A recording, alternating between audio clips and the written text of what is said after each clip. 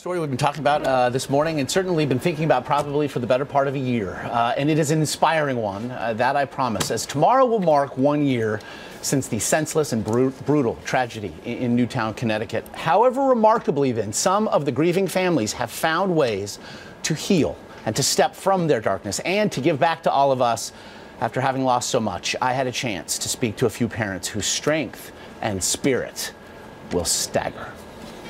Keep coming! Chase Kowalski ran his first race at just 2.5 years old. Turn it on, pal! At age 6, he competed in and won his first triathlon. And they put the number on his arm. Yeah, they painted it on you? Oh, let me tell you, he had that on for 2 weeks.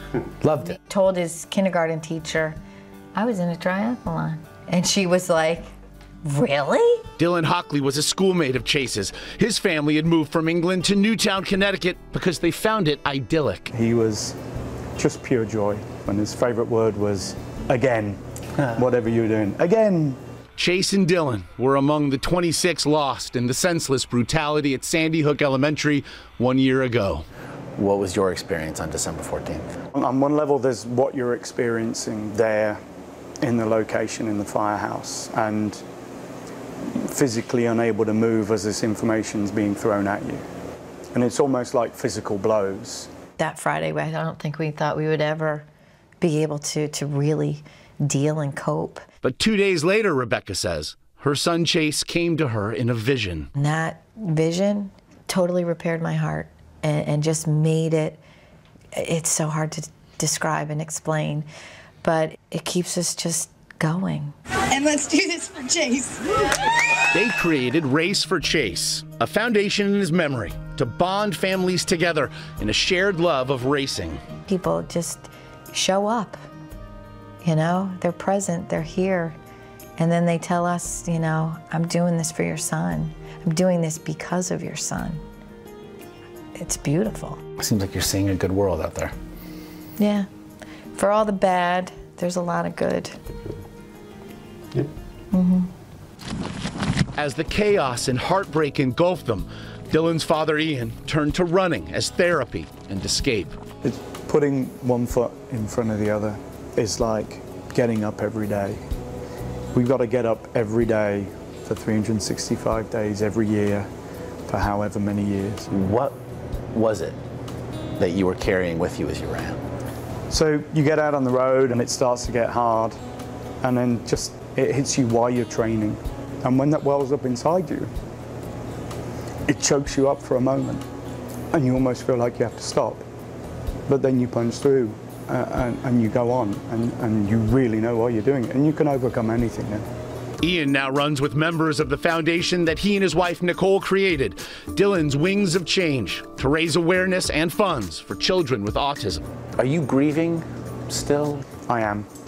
And I hope I don't stop, really, because when I'm grieving, I'm remembering him, and I can turn it around and use it and take energy from that and go on. Rebecca and Steve have kept Chase's bedroom untouched. The calendar he updated every day without fail, now colorfully frozen on December 14th, 2012. Do you talk to Chase? I don't speak out loud to him. We have our in my head conversations, you know. How do those go?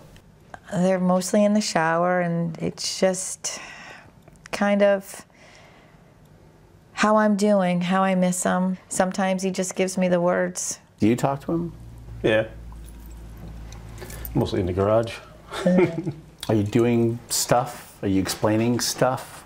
No. What are your... Just more I miss him.